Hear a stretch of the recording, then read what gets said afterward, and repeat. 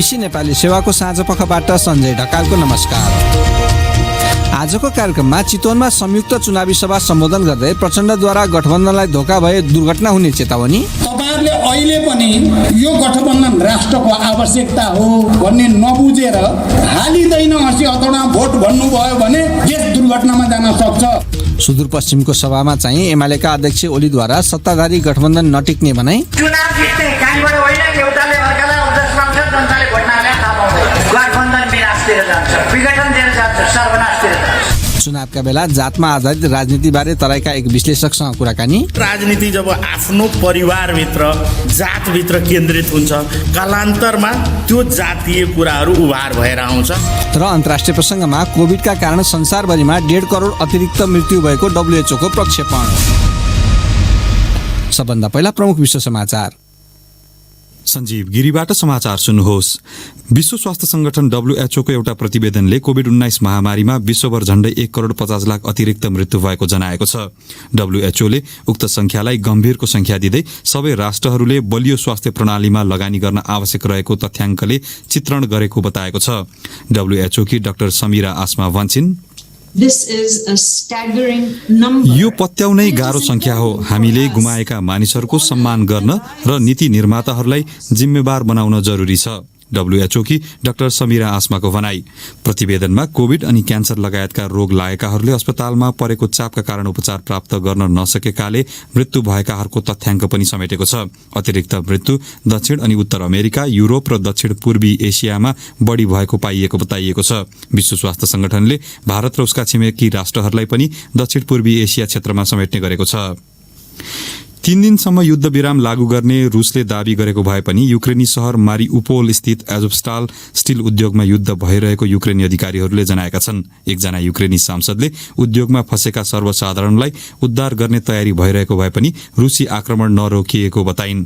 क्रेमलिनका प्रवक्ता दिमित्री पेस्कोभले उक्त क्षेत्र रुसी सेनाको घेराबन्दीमा रहेको भए पनि मानव सहायता मार्ग खुला रहेको बताएका छन्। रुसले रातको समयमा युक्रेनी सेनाको उपस्थिति रहेको स्थानमा कैयौं हमला गरेको जनाएको छ। रुसी रक्षा मन्त्रालयका अनुसार उसले पूर्वी क्षेत्रमा 600 युक्रेनी सेना मारिदिएको छ, तर उक्त दावी स्वतन्त्र रूपमा पुष्टि भने हुन सकेको छैन। पोल्याण्डका प्रधानमन्त्रीले वार्सामा भएको एउटा सम्मेलनका क्रममा अन्तर्राष्ट्रिय दाताहरूले मानवीय र सैन्य सहायता गरी युक्रेनलाई $6.5 अर्ब उपलब्ध गराउने बाचा गरेको बताएका छन्। फ्रान्सले थप $30 करोड उपलब्ध गराउने बाचा गर्दै कुल सहायता 2 अर्ब पुर्याएको छ। सम्मेलनलाई कियेभबाट भिडियो लिंक मार्फत युक्रेनी राष्ट्रपति भोलोदिमिर जेलेन्स्कीले सम्बोधन गरेका छन्। उनले युक्रेनीहरूलाई तत्काल अनि भविष्यमा पुनर्निर्माण गर्नका लागि रकम आवश्यकता रहेको बताए। तपाई बीबीसी नेपाली सेवा सुनिरहनु भएको छ। आर्थिक संकट झन गहिरिँदै गएको श्रीलंकामा पेट्रोलियम पदार्थको अभाव पुनः बढेसँगै पेट्रोल पम्पहरूमा लामो लाइन देखिएको छ। राजधानी बाहिर सवारी चालकहरूले इन्धन भर्न घण्टौंसम्म लाइन बस्नु परेको छ। कतिपय स्थानमा इन्धनको मौजदात पूर्ण रूपमा सकिएको बताउँदै बीबीसी संवाददाता अनबरासन इथिराजन भन्छन्, केही स्थानमा 2 किलोमिटर भन्दा लामो लाइन बस्न मानिसहरू बाध्य छन्। अघिल्लो महिना मात्रै श्रीलंकामा इन्धनको चरम संकट उत्पन्न भएको थियो, तर छिमेकी भारतको आपतकालीन सहयोगका कारण अवस्थामा केही सुधार आएको थियो। बीबीसी संवाददाताको भनाई, आर्थिक समस्याका कारण महिन्दा राजपक्ष नेतृत्वको सरकारले आधारभूत वस्तुहरू आयात गर्नसम्म संघर्ष गरिरहेको छ। पछिल्लो अवस्थाका कारण क्रुद्ध बनेका सर्वसाधारणहरूले प्रदर्शन गरिरहेका छन्। 1 वर्ष अघिको समयसँग तुलना गर्दा अप्रिल महिनामा टर्कीमा बजार महँगी झण्डै 70% बढेको आधिकारिक तथ्याङ्कले देखाएको छ। महँगीका कारण यातायात, खाद्य सामग्री र मदिरा रहित पेय पदार्थ लगायतको मूल्यमा प्रभाव परेसँगै अत्यावश्यक सामग्रीको मूल्यमा 1 महिनाको अवधिमा 70% भन्दा बढी वृद्धि देखिएको हो। तथ्याङ्कले थोक मूल्य 120% सम्मले बढेको देखाएको छ। विश्लेषकहरूका अनुसार टर्कीको मुद्रास्फीति संकट गहिरिनुको एउटा कारण राष्ट्रपति रेजेप ताइप एर्दोवानको ब्याजदर बढाउन प्रतिको अनिच्छा हो। बढ्दो बजार मूल्य घटाउने एउटा अस्त्रको रूपमा ब्याज दरलाई लिइन्छ। युक्रेनमाथि रुसी आक्रमणले पनि विश्वभर महँगी बढाएको छ। र अफ्रिकाको स्वास्थ्य सम्बन्धी निकायले कोभिड-19 विरुद्ध खोप आपूर्ति गर्न लागेका सबै अफ्रिकी राष्ट्रहरूलाई दक्षिण अफ्रिकाको एस्पिन फार्माकेयरबाट खोप खरिद गर्न आग्रह गरेको छ। उक्त औषधि उत्पादक माग नभएकाले बन्द हुने स्थितिमा पुगेको छ। गत नोभेम्बरमा एस्पिन फार्माकेयरले जोन्सन एन्ड जोन्सनको खोप उत्पादन अनि बिक्री गर्ने अधिकार प्राप्त गर्नका लागि छलफल अघि बढाएको थियो। अन्यत्रको तुलनामा खोप दर कम रहेको र धनी राष्ट्रहरूभन्दा कम खोप प्राप्त गरेका अफ्रिकी राष्ट्रहरूमा उक्त सम्झौतालाई निकै महत्त्वका साथ हेरिएको थियो। यो बीबीसी नेपाली सेवा हो।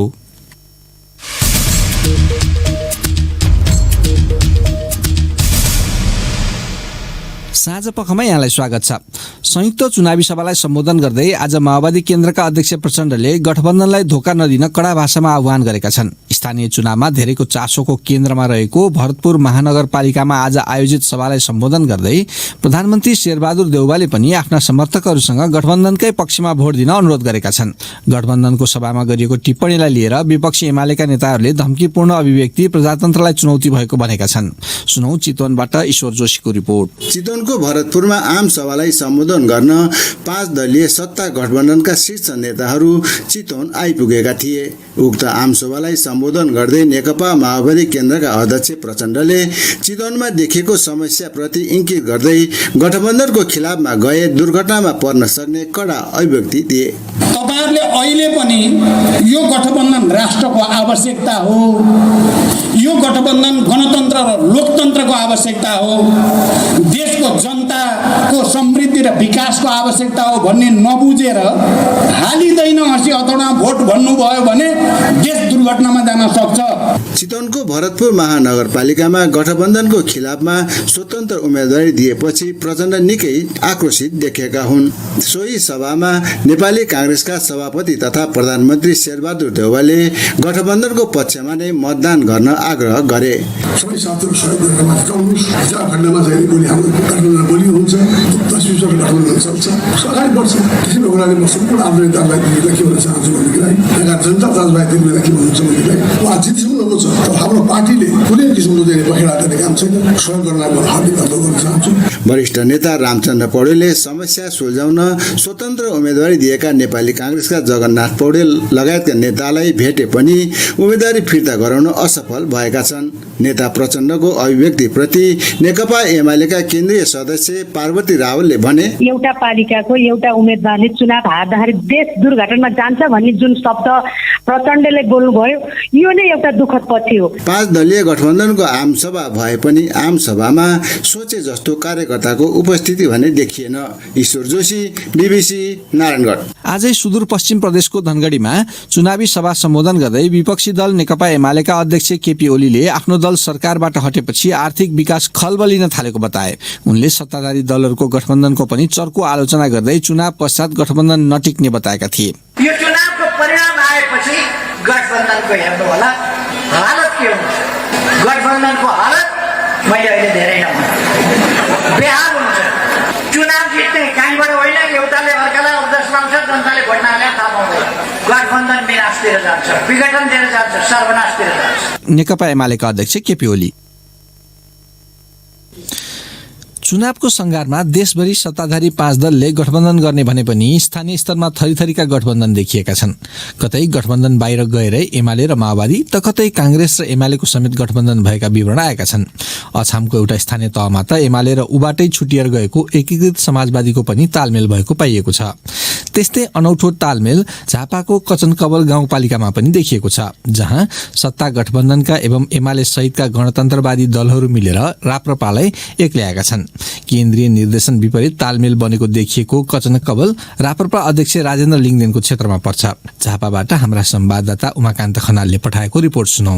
2074 सालको निर्वाचनमा कचनकबलमा राप्रपाका अञ्जरा आलम 5816 मत ल्याएर अध्यक्षमा निर्वाचित भएका थिए। उनले कांग्रेसका कालेन्द्र राजवंशीलाई 400 भन्दा बढी मतले जितेका थिए भने उपाध्यक्षमा राप्रपाकै निमसरी राजवंशी निर्वाचित भएकी थिइन्। उनले पनि कांग्रेसकी गीता खरेललाई जितेकी थिइन्। राप्रपाका केन्द्रीय अध्यक्ष राजेन्द्र लिङदेन प्रतिनिधि सभामा निर्वाचित क्षेत्रको कचनकबल गाउँपालिकामा यस पटकको चुनावमा गणतन्त्रवादी र राजावादी बीचको ध्रुवीकरण जस्तो बनेको स्थानीयवासी बताउँछन्। स्थानीयवासीको यो भनाई नेकपा एमालेबाट उपाध्यक्षका उम्मेद्वार बनेका नवराज भट्टराईको भनाईले पुष्टि गर्छ। संघीय लोकतान्त्रिक गणतन्त्र ल्याउने शक्तिहरूलाई निश्चित बनाउने खालका गतिविधिहरू छन्। यहाँ जनताले बनाएको संविधान, त्यही संविधानमा टेकेर शासन गर्ने, त्यही संविधान विरुद्ध चाहिँ यो आवाज बुलन्द गर्ने। तर यस्तो किसिमको ध्रुवीकरण देशभर होस् भन्ने मनसाय राख्छन् राप्रपाका नेताहरू। राप्रपा झापाका अध्यक्ष केशव ओझा। त्यो खालको गठबन्धन देशभरि होस् भन्ने सोचमा छौँ। हाम्रो लडाई नै त्यही हो। साइन बोर्ड मात्रै फरक, उनीहरूको नीति सिद्धान्त एउटै भएको हुनाले उनीहरू एकपट्टि र हामी एकपट्टि हुनु पर्यो। देश ध्रुवीकरणतर्फ जानु पर्यो। सत्ता गठबन्धनको केन्द्रीय नीति अनुरूप सत्ता बाहिर रहेका दलहरूसँग चुनावी तालमेल नगर्न निर्देशन भए पनि कचन कबलमा राप्रपासँग सबै दल चिडिएका नेपाली कांग्रेस प्रदेश नम्बर 1 का सभापति उद्धव थापा बताउँछन्। जुन सुविधाहरू पाउनु पर्ने विकास सीमाका कामहरू हुनुपर्ने त्यो चाहिँ केवल त्यो राप्रपासँग सम्बन्धित भएर दलको निर्देशन अनुसार मात्रै काम गरेको कारणबाट चाहिँ सबै दल राप्रपासँग रिसाएको अवस्था हो। त्यहाँको जनता, त्यहाँका चाहिँ राप्रपा इतरका राजनीतिक दलहरूले चाहिँ आफैले त्यो चाहिँ एउटा गठबन्धन तयार गरे। तर 2074 सालको निर्वाचनमा राप्रपाबाट निर्वाचित निवर्तमान उपाध्यक्ष तथा अहिले पनि उपाध्यक्षका लागि राप्रपाकी उम्मेद्वार निमसरी राजवंशीले उक्त आरोप ठाडै अस्वीकार गरिन्। मिल्न सक्छ नि त। राप्रपाले एकलौटी काम गरे, त्यसकाले गर्दाखेरि हामी सबै चिडिया छौं भन्ने खालको कुरा गर्छन्। त्यस्तो भएको हो? यस्तो चाहिँ होइन। राप्रपा अब हराउन नसक्ने हुँदाखेरि गठबन्धन नगरी उपाय छैन भन्ने थियो। राप्रपा इतरको गठबन्धनबाट अध्यक्षका उम्मेद्वार कांग्रेसका कालेन्द्र राजवंशी छन्। आफ्नै क्षेत्रको स्थानीय तहमा आफ्नो दल इतरका राजनीतिक दल एक ठाउँमा उभिएपछि राप्रपा अध्यक्ष लिङ्गदेनका लागि आफ्नो राजनीतिक साख जोगाउन निकै ठूलो चुनौती बनिदिएको छ। उमाकान्त खनाल, बीबीसी, झापा। सबैभन्दा कम मतदाता रहेको हिमालपारीको जिल्ला मनाङमा आधाभन्दा कम पदका निम्ति मात्र चुनाव हुँदैछ। कतिपय पदमा निर्विरोध निर्वाचित भएका छन् भने कतिपय पदमा उम्मेद्वारी नै नपरेको जिल्ला निर्वाचन कार्यालयले जनाएको छ।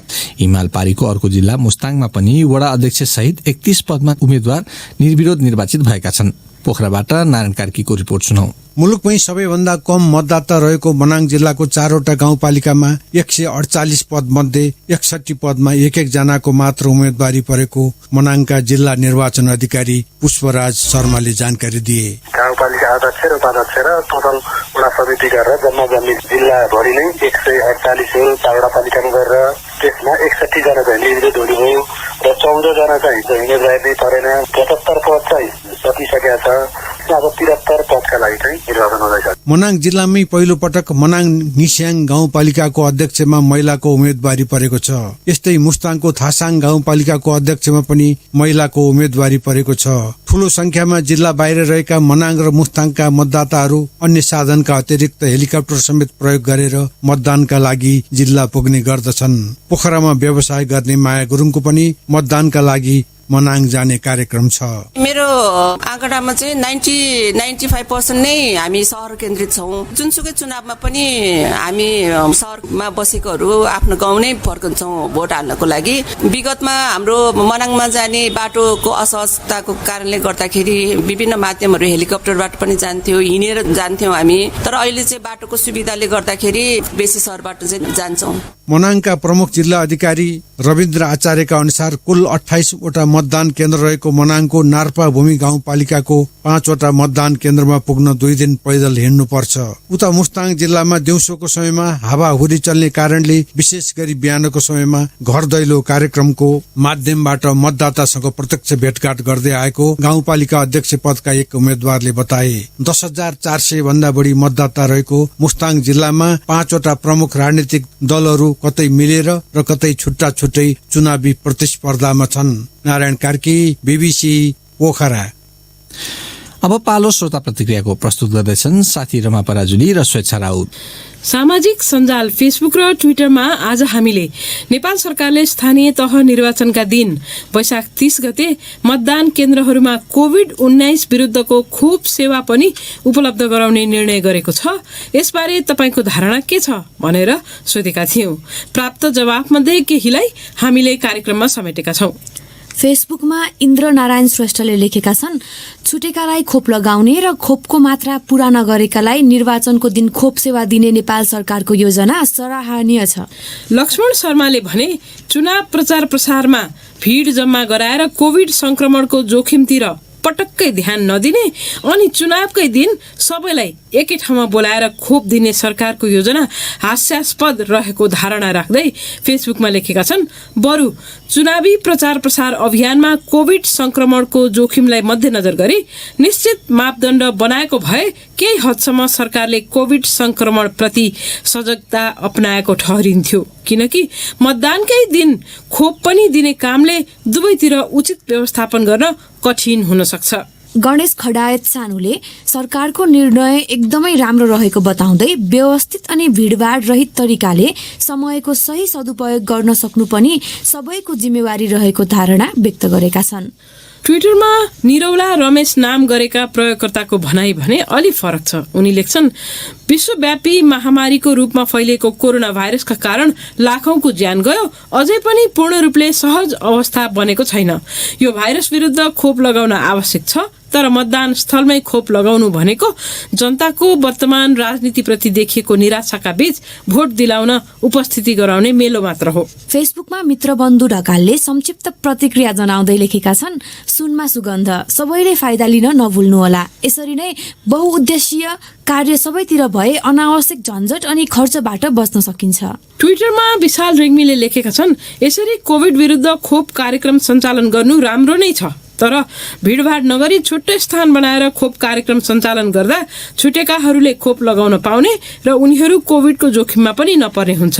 खोप कार्यक्रम सञ्चालन भए पनि आफ्नो व्यक्तिगत सुरक्षाका लागि मास्क र स्यानिटाइजर जस्ता कुरा अनिवार्य बोक्नुपर्छ। फेसबुकमा राम शर्मा सडक नाम गरेका प्रयोगकर्ताले लेखेका छन्, किन त्यही दिन लगाउने, अघिपछि समय छैन हो, सहानुभूति बटुल्न, भावनात्मक ब्ल्याकमेलिङ, वारे वा सरकार। शेर सिंह नाम गरेका फेसबुक प्रयोगकर्ताको भनाइ पनि मिल्दोजुल्दो छ। आफूलाई सरकारको निर्णय ठिक नलागेको उल्लेख गर्दै उनी लेख्छन्, निर्वाचन र खोप सेवा अत्यन्तै फरक कुरा हुन्। कोभिड-19 विरुद्ध खोप सेवा अन्य कुनै दिन वा 2-4 दिनको फरकमा गरे हुन्न र खोप लगाउन को नजाला र? पशुपतिको जात्रा सिद्राको व्यापार गर्नु भएन नि सरकार। फेसबुकमा गम्भीर दुवाडीले लेखेका छन्, स्थानीय तह निर्वाचनकै दिन सरकारले कोभिड विरुद्ध खोप मतदान केन्द्रमा दिन लाग्नु एक हिसाबले राम्रो छ, छुटेकाले खोप पाउने भए। यदि मतदान केन्द्र वरिपरि हुलदङ्गा भएमा चाहिँ शान्ति सुरक्षा व्यवस्थापन गर्न हम्मे पर्न सक्छ। ट्विटरमा सुजन पण्डित सरकारको यो निर्णय स्वागत योग्य रहेको उल्लेख गर्दै लेख्छन्, यसको व्यापक प्रचार प्रसारको खाँचो छ, किनकि मतदानका लागि उमेर नपुगेका, मतदाता नामावलीमा छुट भएका, एक ठाउँमा मतदाता नामावली अर्कोतिर बसाई भएका, नाम भए पनि मतदान गर्न नजाने मानिसहरू समक्ष यो समाचार पुर्याउन जरुरी छ। पूर्ण रेग्मीले फेसबुकमा भिडभाड नहुने गरी मतदान केन्द्र भन्दा टाढा खोप कार्यक्रम गर्दा राम्रो हुने सुझाएका छन्। दुवै स्थान नजिक हुँदा शान्ति सुरक्षा कायम गर्न कठिनाई हुन सक्ने उनको भनाइ छ। अब अर्को प्रसंग, खास गरी स्थानीय चुनाव भन्ने बित्तिकै धेरै ठाउँमा जातीयताको प्रभाव महत्वपूर्ण हुने गरेको बताइन्छ। राजधानीदेखि लिएर विभिन्न शहरहरूमै पनि त्यस्तो प्रभाव पर्ने गरेको जानकारहरू बताउँछन्। मतदाताले सजातीय उम्मेद्वारलाई प्राथमिकता दिँदा कतिपय योग्य उम्मेद्वार पछि पर्ने जोखिम पनि उत्तिकै रहेको विज्ञहरू बताउँछन्। जातीयताको बढ्ता प्रभाव पर्ने क्षेत्रमा तराई मधेस पनि पर्छ, तर त्यस्तो प्रवृत्तिलाई निरुत्साहित नगरिए कालान्तरमा त्यसको दुष्परिणाम भोग्नुपर्ने चेतावनी समाजशास्त्रीहरूले दिएका छन्। यसै सन्दर्भमा हाम्रा साथी गनी अन्सारीले वीरगंज स्थित ठाकुरराम बहुमुखी क्याम्पसमा अध्यापनरत समाजशास्त्री वीरेन्द्र प्रसाद शाहलाई भेटेर राजनीतिमा जातीय प्रभाव किन बढ्दै गएको भनेर सोधेका थिए। जब राजनीतिले सही ट्र्याक लिँदैन, सबैलाई समानता पुर्याउँदैन, राजनीतिले राज्यको नीति बनाएर आम नागरिकलाई सेवा सुविधा र गर्न सक्दैन र त्यो राजनीति जब आफ्नो परिवारभित्र जातभित्र केन्द्रित हुन्छ, कालान्तरमा त्यो जातीय कुराहरू उभार भएर आउँछ। त्यसैले अहिले जुन देशको राजनीतिको केन्द्रमा रहेको जुन सेवा सुविधादेखि लिएर पहुँचको कुरा छ, जुन जातीयमा व्यवस्थालाई कहीँ न कतै प्रमोट गर्ने खालको भएकोले यो अहिलेको अवस्था देखिएको हो जस्तो लाग्छ मलाई। र त्यसतर्फ झुकाउ हुनु, मतदाताको झुकाउ हुनु र त्यस्ता नारा उम्मेदवारहरूले उठाउनुको स्वार्थ चाहिँ के हुन्छ, के फाइदा देखेका हुन्छ? मतदाता पनि त्यही जातीय व्यवस्थाबाटै आउने हो, नेता पनि त्यही समाजबाटै आउने हो, जनता पनि त्यही समाजका छन्, मतदाता त्यही छन्, राज्यको नीति कार्यान्वयन हुने निकाय त्यही छ।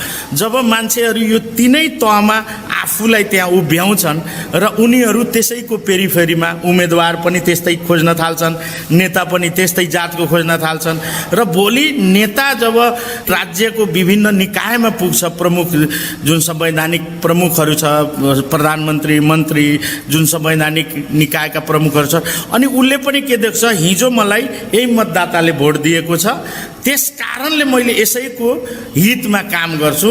जुन कालान्तरमा लोकतन्त्रको लागि, जुन हामी गणतन्त्रको कुरा गर्छौँ, यसको लागि एउटा ग्रहणको रूपमा लिन सकिन्छ। यो कुरालाई हामी जति सक्दो चाँडै यसलाई सम्बोधन गर्नलाई राज्यको नीति, जुन आम नागरिकको समृद्धिको लागि, सुखको लागि, शिक्षा, स्वास्थ्य, रोजगारी, जुन आधारभूत अहिले मुद्दाहरू छन् नागरिकका, चाहे त्यो मधेसका मुद्दा हुन्, पहाडका हुन्, चाहे हिमालका हुन्, सबैको समस्या समान छ।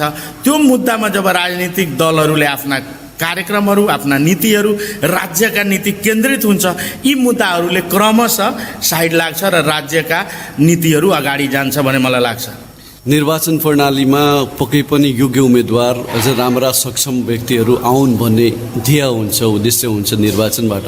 तर जब मान्छेहरू जाति कार्ड फाल्न थाल्छन्, जातीय राजनीति हुन थाल्छ, के त्यस्ता कुराले राम्रा त्यस्ता योग्य उम्मेदवारहरू पाखा लाग्न सक्ने सम्भावना वा जोखिम कस्तो रहन्छ? 100% जोखिम रहन्छ। गणेशजी अघि तपाईँले भने जस्तै यो अहिलेको चुनाव मात्र होइन, विगत 10-15 वर्षको चुनाव, खास गरेर अझ गणतन्त्र पछिका उम्मेदवार छनौटमा राजनीतिक दलहरूले जुन खालका भूमिकाहरू निर्वाह गरे र जुन खालका प्रवृत्तिहरू समानुपातिकका नाममा हामीले पढ्यौँ, सुन्यौँ, पैसा दिएको त्यसकारण समानुपातिकमा परेको, नातामा छु त्यसकारण समानुपातिकमा परेको, मेरो सालो छ, ससुरो नेता छ त्यसकारण परेको, यो प्रवृत्तिले राजनीतिलाई धमिलो पराएकै हो।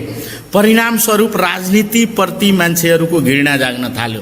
यसरी आत्मकेन्द्रित राजनीतिले कहीँ न कतै नेपालको जुन पोलिटिक्स हो, जुन राज्य व्यवस्था छ, त्यो व्यवस्थालाई अहिले 1 दशक पनि भएको छैन संविधान बनेको, धर्मराउने कारण त्यही हो। र परिणामस्वरूप राजनीतिबाट असल मान्छेहरू, इमान्दार मान्छेहरू, योग्य मान्छेहरू आउने सम्भावना अत्यन्त न्यून छ।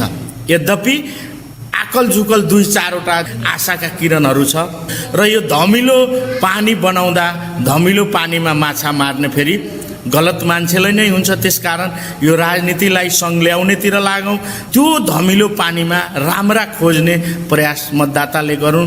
जुन हामीले कुरा गऱ्यौँ जातको, थरको राजनीतिले, यसले चाहिँ कालान्तरमा कसरी घातक हुन सक्छ, यसले कस्ता दुष्परिणामहरू निम्ति आउन सक्छ? जब मान्छे आफ्नो जातमा, आफ्नो परिवारमा केन्द्रित हुन्छ, त्यहाँ लोकतन्त्र रहँदैन। किनभने हामीले राजतन्त्र फाल्नुको प्रमुख कारण के थियो? त्यो संस्था परिवारमा आधारित थियो, गोत्रमा आधारित थियो। कुनै व्यक्ति कुनै घरभित्र जन्मिने उसको कुनै योगदान हुँदैन र त्यो जन्मेको आधारमा कुनै देशको राष्ट्र प्रमुख हुनु, सरकार प्रमुख हुनु, यो लोकतन्त्रको लागि बहुत घातक कुरा हो। त्यसकारण अबको लोकतन्त्रको लागि जुन अहिलेको यो परिदृश्यहरू हामी देख्दैछौँ, यो खतराको सङ्केत हो र यसले लोकतन्त्रलाई, गणतन्त्रलाई र संघीयतालाई धरापमा पार्नेछ। त्यसकारण सबै राजनीतिक दलका प्रमुख नेताजीहरू, राजनीतिक दल सबैलाई म आग्रह गर्न चाहन्छु, यो क्षणिक स्वार्थमा राज्यका यी उपलब्धिहरूलाई खतरामा नपारौँ।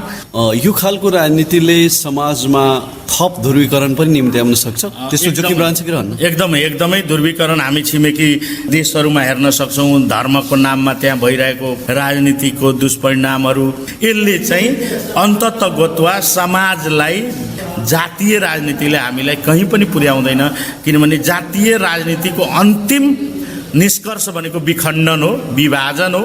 वीरगञ्ज स्थित ठाकुरराम बहुमुखी क्याम्पसमा अध्यापनरत समाजशास्त्री वीरेन्द्र प्रसाद शाह साथी गनी अन्सारीसँग कुरा गर्दै।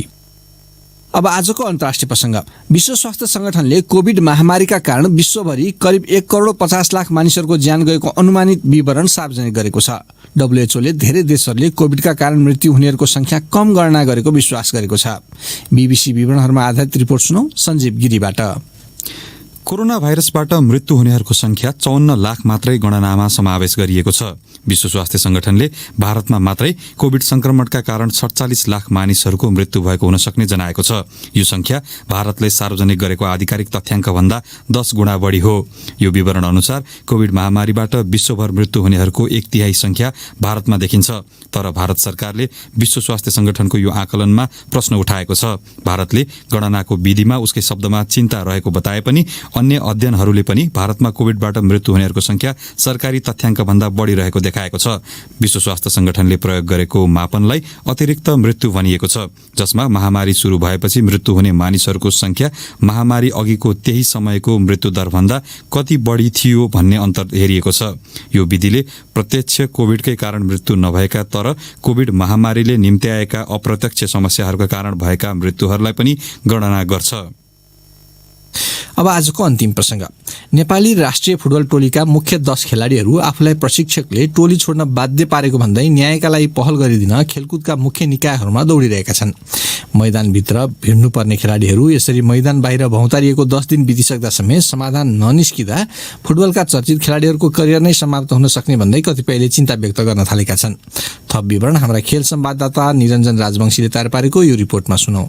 बन्द प्रशिक्षणबाट निकालिएका भनिएका 10 जना राष्ट्रिय टोलीका खेलाड़ीहरू न्यायका लागि भौतारिरहेका छन्। कहिले खेलकुद मन्त्रालय, कहिले राष्ट्रिय खेलकुद परिषद त कहिले अखिल नेपाल फुटबल संघ एन्फाको आँगनमा। एशियन कप छनौटका लागि बन्द प्रशिक्षणमा हुनुपर्ने खेलाड़ीहरू यसरी प्रशासनको ढोका चाहनु परेको घटना नेपाली फुटबलको इतिहासमा पहिलो पटक हो। एकजना खेलाडी सुजल श्रेष्ठ, छनबिस होस्, दोषीलाई कारबाही होस् हैन, या त सिधै हाम्रो दोषी देखिरहेछ, हाम्रो दोष दिइरहेछ हैन, को दोषी रहेछ त्यो चाहिँ छनबिस होस्। हामी दोषी छौँ भने हामी फुटबलमै ब्यान हुनु पनि तयार छौँ भन्दा सबैजना। सुजल श्रेष्ठ मात्र होइन, राष्ट्रिय टोलीका प्रमुख खेलाडीहरू रोहित चन्द, अञ्जन विष्ट, विमल घरतीमगर, अनन्त तामाङ, दिनेश राजवंशी, विशाल राई जस्ता 10 खेलाडीहरू यो सूचीमा छन्। र यी नेपाली फुटबलका यस्ता नामहरू हुन् जुन खेलाडी बन्न वर्षौं-वर्षको मेहनत र लगानी लागेको छ।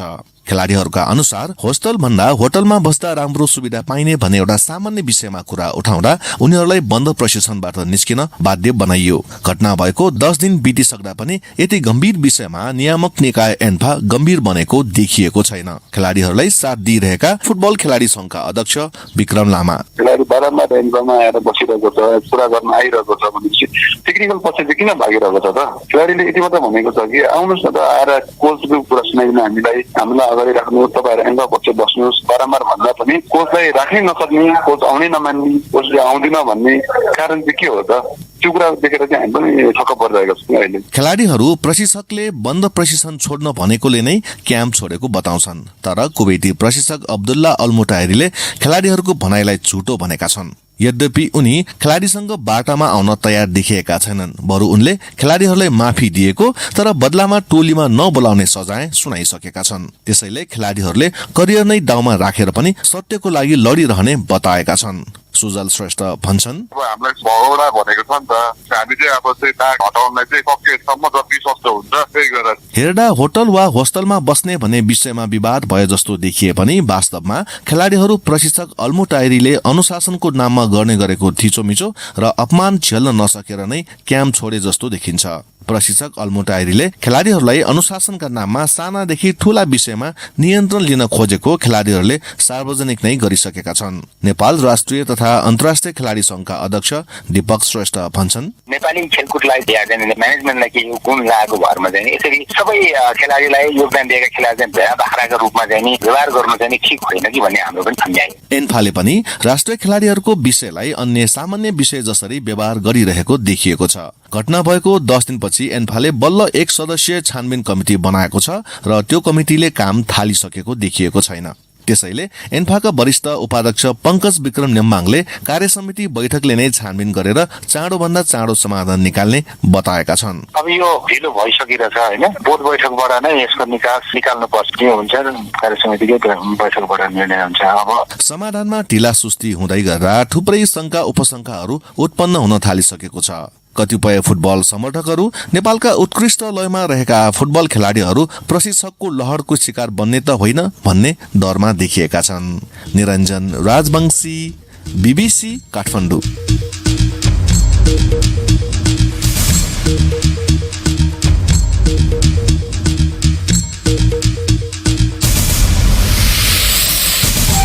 हस् त यसका साथै BBC नेपाली सेवाको साँझ पख यहीँ सकिन्छ। हामीलाई चाहिँ भोलि बिहान 7:15 बजेसम्मका लागि बिदा दिनुहोस्। नमस्कार।